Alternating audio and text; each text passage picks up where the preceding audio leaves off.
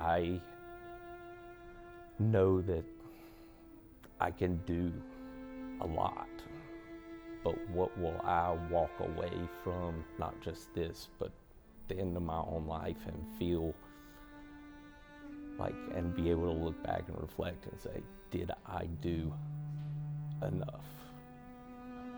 Could I have done more?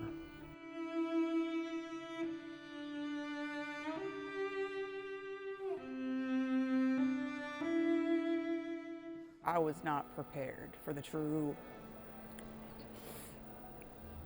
emotional taxingness of this experience. Like, when you walk through some of these places, you can't help but feel the hardship that these people live through, and not just that they didn't all live through it.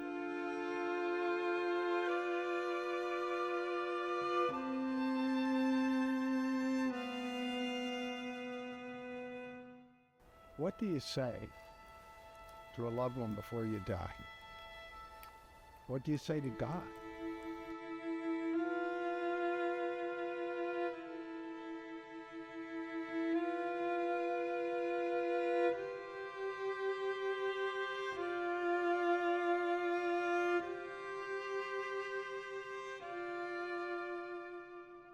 About 2 hours northeast of Warsaw. The main thing I wanted to share with you here is a picture of what Jewish life was like in a small town. Not far from what is now Poland's border with Belarus. This was the Jewish part of town, and every house here that you see existed prior to the war. Sits a small, picturesque community named Tykocin. There are no Jews left here today. At the beginning of the war, there were about 2,000 Jews. Rabbi Fred Gutman took us inside the synagogue there, which dates back to the 1600s. You can see certain things that are rather unusual.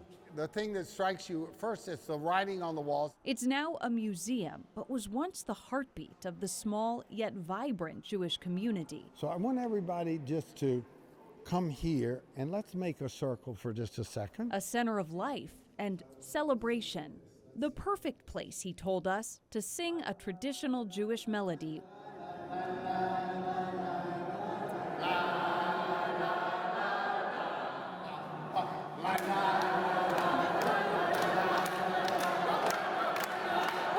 A place once full of so much joy, still heard in the echoes off the walls, forever stained with heartache.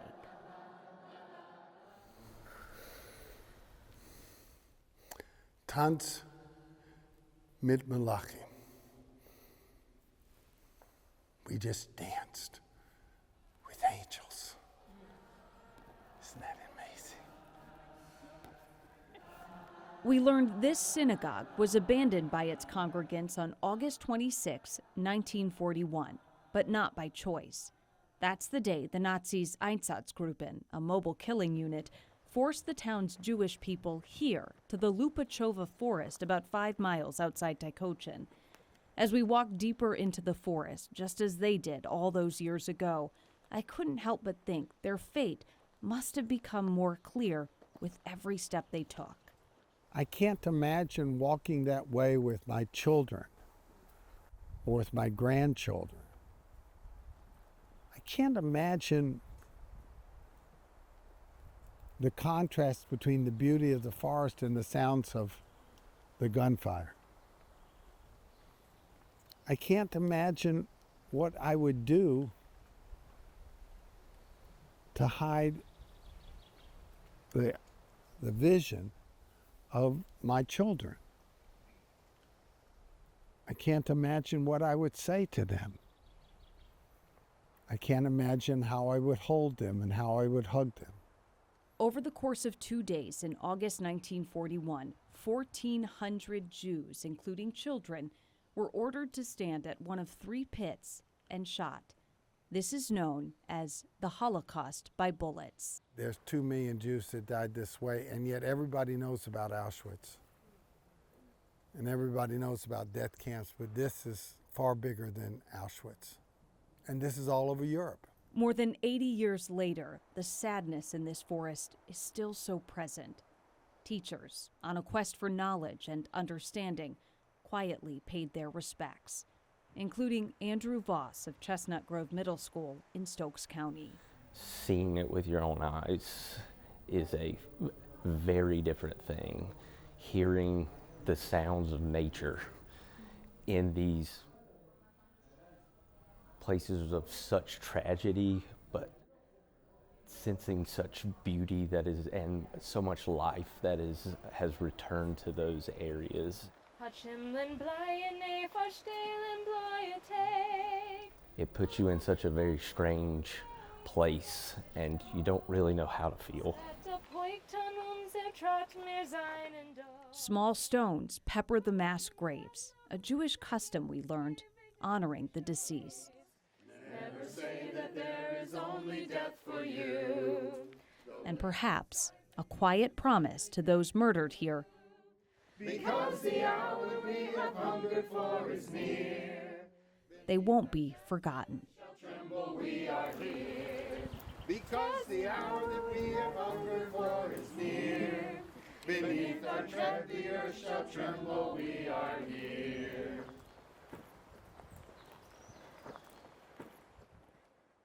A little more than 3 miles away from a quiet Polish village sits one of the most notorious killing centers, Treblinka. Nazis murdered nearly 1 million Jews, Poles, and Soviet POWs in this place. The Nazis dismantled and destroyed much of the camp after a prisoner revolt in late 1943. They tried to make it look like a normal farm, but it didn't work. While the buildings and gas chambers may be gone, you can still feel and imagine what took place in this field. Tucked away, deep in a forest of mature pine trees, sits an open field covered in tall grass, wildflowers, and large rocks. There's a stillness here, a haunting beauty. Treblinka is interesting in the fact that there's not a whole lot there. Andrew Voss teaches history at Chestnut Grove Middle School in Stokes County. Being at the site of Treblinka was tough. There's a heaviness to that field, to know that roughly 900,000 people on a 40-acre plot were systematically eliminated, lives snuffed out, futures. It's really hard to take in that such terrible things can not only be done, but be done in just a little small space. Between July 1942 and October 1943, Treblinka functioned as a killing center. On every day except Monday, beginning in 1942, a train would arrive down here, which makes this look like tracks. These are not obviously train tracks. And right behind here, there was a train station. And on the train station in seasons like now, there were pots of flowers. It looked nice. There were signs, tickets to the west, tickets to the east, everything to create an illusion that things were okay. But in reality, Jews deported here, thousands every day, were shaved, stripped, and murdered within an hour of arriving. An assembly line of death, Rabbi Fred Gutman explained to us. The building had 5 gas chambers on each side. Can you imagine that? 5 and then 5 and a hall in the middle. And on the outside of each gas chamber, there was a box with a captured Russian tank engine. Killed by carbon monoxide. Each chamber was approximately 25 meters square and about 6 feet 2 inches high. There were fake showers and tiles, and 400 to 500 of us would be crammed into that gas chamber. It was so crowded that some of the times people just died standing up. When the gas started, people got sick, they threw up, they lost control of their bowels, urinated, and when it was all over, there was just this mass of 400 to 500 bodies pressed against each other. As we quietly reflected and made our way around the field, we met Hetty Chandler from Canada, traveling with another group of teachers. So just that people can't be indifferent. And that's what happened here. Many people were indifferent. People say they didn't know. People knew what was happening. And indifference is probably the worst thing for anybody, to be a bystander. We have to stand up to bullies. She told me she's here in honor of her 96-year-old father, Howard. He's an Auschwitz survivor, but lost his mother, sister, and brother here at Treblinka. Hetty led us to the rock that has her father's hometown inscribed on it, a community that lost thousands of its residents to Treblinka. She lit a candle, and Rabbi Gutman recited the Kaddish, a Jewish prayer of mourning. What is it like being here in the place where they lost their lives? It's harder for me as a second generation to understand it, but my father has stood here every year for the last 14 years telling everybody, it's not a story, but his story of what he encountered and how laws affected him. And this is the hardest place for him to come. It just looks like a hallowed site. Flowers are growing, butterflies are flying. Doesn't make sense. And as life somehow returns to the site where 900,000 Jews were murdered, the rocks tell a story of those we must not forget. And it carries its own weight in wanting to make sure that I'm doing not just my part, but enough. I know that I can do a lot, but what will I walk away from, not just this, but the end of my own life, and feel like, and be able to look back and reflect and say, did I do enough? Could I have done more? I'll be struggling with that for a while, I know, but it starts with small steps.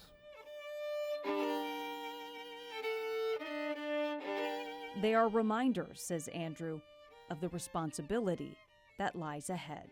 Stand there, remember these people and their lives, with all these other educators, knowing that, like the rabbi's message to us is, we have the ability to carry that hope and message to our students, affect the lives of hundreds every single year, tens of thousands in a career. One educator can touch so many lives. One individual standing up against hate can stop it.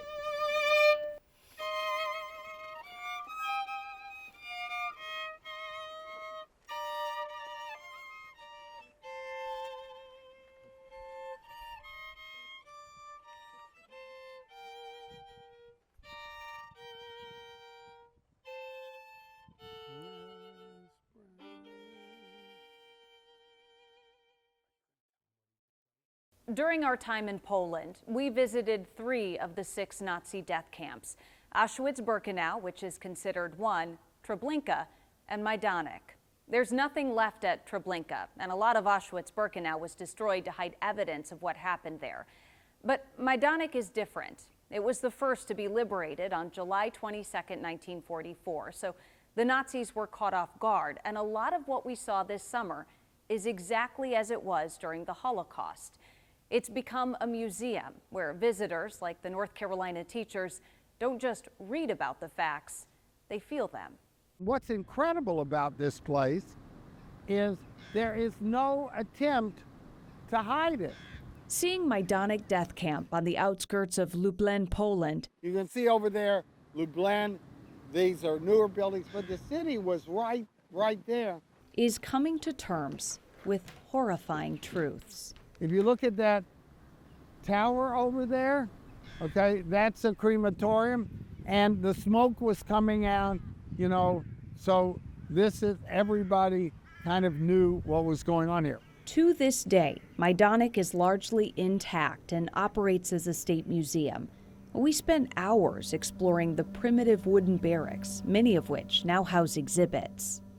It's an incredibly unnerving and almost scary feeling to learn the facts in person, if you will, the site of where these atrocities took place. It's you're forever changed. You're forever changed. This exhibit laying out the industry of dehumanization and death. It wasn't happenstance. It wasn't something that, oh, let's just do this to see if it works. There was a very deliberate, intentional plan that allowed them to carry this out for years. For years. Maps to plan out where and what was going to take place in the camp the way a city planner would plan out a neighborhood. Inside barracks number 52, we found thousands of old leather shoes that once belonged to prisoners. Men's shoes, women's shoes, children's shoes. The large metal crate stretches far back as the eye can see. A poignant reminder of the people behind the tragedy. We also saw how prisoners forced into labor here lived, from the overcrowded sleeping barracks with rickety bunks stacked to the ceiling, to the bathhouses with shower heads still hanging. And we saw how prisoners here died. It's difficult to put into words as to how I feel like it has changed me. I know that I am emboldened to go back and share this message with my students, trying to get them to understand and grasp as much as I can about making sure that something like this could never happen again. It's estimated 78,000 men, women, and children, mostly Jews, died from the systematic evil at Rtdnac between 1941 and 1944. Some from starvation and disease, others in here. This is the inside of a gas chamber. The blue residue staining the cement walls is from Zyklon B, the poisonous gas Nazis pumped into the airtight rooms to kill their victims. As teacher after teacher stopped to look inside, the silence was deafening. Maybe it felt disrespectful to talk, or maybe they just didn't know what to say. Outside the cramped building, Rtdnac feels huge again. Towers still line the property where guards once kept watch. Every one we passed brought us closer to the chimney. It was almost like it got worse and worse and worse the further you went, until you were in the heart of darkness, the crematorium.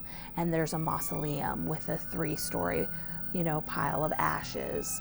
And it was such an intense experience. As we walked back, it was almost like the darkness was receding behind us. We're just heading towards a school bus, but it was almost like we got to walk away from that journey, and there were so many people that didn't get to walk away, that was their final place. That just really hit me hard. A powerful experience where Piedmont Triad teachers, facing the worst of humanity, renewed their commitment to bring out the best. And it's all through small actions. It's all through perseverance, that fight to survive, that the victims of the Holocaust and the survivors of the Holocaust, they share their message collectively is a passion for living, and we should, as human beings, have that same passion for one another. Before the Nazis invaded Poland, Warsaw was the center of Jewish life. It was home to Europe's largest Jewish population and second largest in the world after New York City. What most people know about Jews in the city is from learning about the Warsaw Ghetto, and it's a lesson teachers learned walking in the footsteps of history.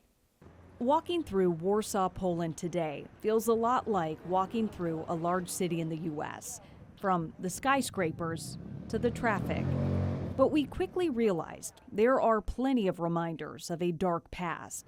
Some are less obvious, like this outline of the ghetto wall. Others, you can't miss. So we're at the Umschlag, which is where the trains would come and take people to deport them, typically to Treblinka from Warsaw. Lindsay Schneider teaches at Reagan High School in Pofftown. We learned more than 300,000 Jews from the Warsaw Ghetto were deported on trains from this exact place during the Holocaust and sent to death camps to be murdered. Today, this memorial, designed to resemble a freight car, names some of those victims. What do you imagine about these individuals? So when I think about this, especially as an English teacher, we talk about how powerful individual stories are, that this is something that collectively happened to the Jewish people, to the Poles, and to so many others. But when we remember the individual stories, the people who are friends and sisters and aunts and mothers and daughters, that everyone has a story far beyond just the tragedy that happened to them, and that makes each name really powerful. The Warsaw Ghetto was the largest in Europe and established in late 1940 after Poland fell to the Nazis. Roughly a third of the city's population was Jewish, about 375,000 people, but the ghetto made up only 2.5% of the city's entire surface area. They faced overcrowding, disease, and starvation. Today, large pieces of what once made up the ghetto wall still stand, and in this particular spot, we saw strands of barbed wire still hanging. A sobering sight for Sonia McTillman of Smith High School in Greensboro. Is it different seeing it in person? I know you've probably heard about it. It is very, very heart-wrenching to see it in person. You become emotional when you see it. You read about it, you know these things, but there's something about being here that makes it connect with you, and it makes it more impactful in a today, in a right now, in this space kind of way. An important element of this experience is resistance. Jews weren't just passively dying.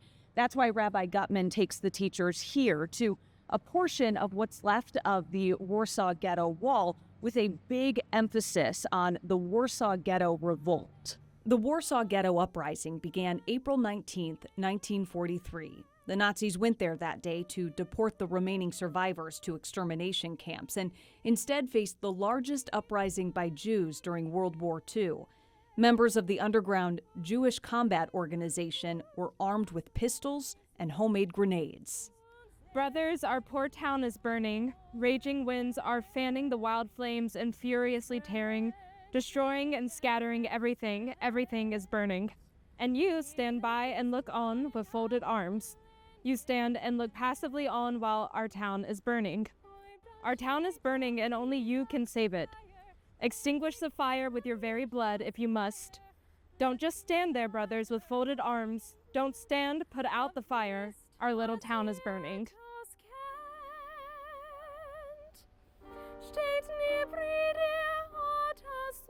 Honestly, you think, how could something like this happen? How could people not fight back? People did fight back. But if you're living on less than 200 calories a day, your ability to fight back is pretty much non-existent. But yet and still, the Jewish people did. They organized, that they worked together to make the best of what they had in order to survive. And obviously they did, because we now know the stories. At the beginning of the trip, we all received a copy of the week's itinerary so we could plan accordingly for what that day ahead of us would hold. But despite that, some of the experiences we weren't anticipating, and that includes visiting Auschwitz-Birkenau death camp with a second-generation survivor from Orange County. She's a school board member, Bonnie Hauser, who joined the teachers on this once-in-a-lifetime trip. To the dozens of North Carolina public school teachers in our group, being on the grounds of Auschwitz-Birkenau concentration camp in Poland means coming face to face with a dark part of world history. But to Bonnie Hauser, an Orange County school board member from Hillsborough, it also means facing family history. So tell me what we're looking at. My family. My mother's family from Greece. These are all the Yom Tovs. And looking at the top is my grandmother, my maternal grandmother, Rtdnac Yom Tov. I'm named after her. The Book of Names in Block 27 at Auschwitz memorializes the 6 million Jews murdered in the Holocaust. Bonnie's grandmother is one of them. She was killed in the gas chambers at Auschwitz-Birkenau the day she and her 20-year-old daughter, Rebecca Yom Tov Hauser, arrived on a train from Greece in April 1944. My mother's number was 77128. Bonnie's mom, Rebecca, was a prisoner here at Auschwitz for nearly a year. While you were standing there, are you like picturing your 20-year-old mom? I was imagining, that's exactly what I was doing. I did get to see where she came in to Auschwitz, you know, and where she was processed, where they shaved her head and you know, she had to get rid of her clothes and go and end up at the barracks. Rebecca was the only one in her immediate family to survive Auschwitz. Her father and 3 brothers also died here. My mother would say, the Nazis took enough from me. They can't have any more. She made a decision that she was going to live her life as a survivor, not as a victim. Right? I mean, that was my mother. A painful part of her mom's life story, one that shaped the wife, mother, and grandmother she would become, but never held her back. She never quite understood how, I'm sorry, this is like, she never understood how powerful she was. And so now that I see the whole picture, it's like, she is amazing. And now I'm more certain than ever about how strong she was, how resilient she was. A journey of discovery, walking through the past alongside the very educators who will return home to North Carolina and shape the future. There's a hope that comes out of this for me, and listening to our teachers and how committed they are to the subject. So that's been really moving to me, the hope that this gives me about the future beyond the Holocaust.